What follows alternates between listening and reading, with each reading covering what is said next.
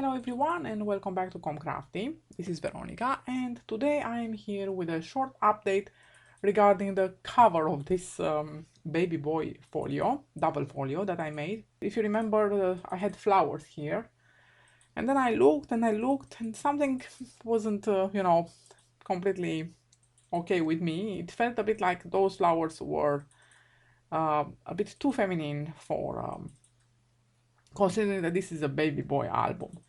And so I looked into my stash and checked for stuff that could be applied instead.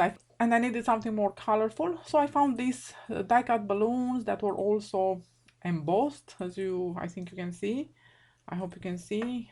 They were done with a cuttle bug many years ago, and I thought I should add two of them. I erased them from the surface. The name is made of wooden letters.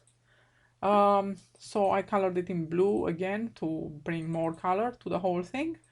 And yes, the pearls that were here, I added them here at the bows of the bunnies, and here instead I have added two buttons, a blue one and a green one.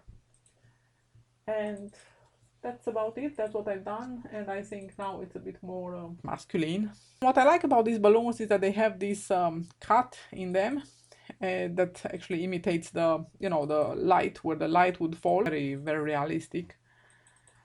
That's about it regarding this album. And since we are talking about updates and everything, I have started working on a quad folio because I realized that I never made a spring album.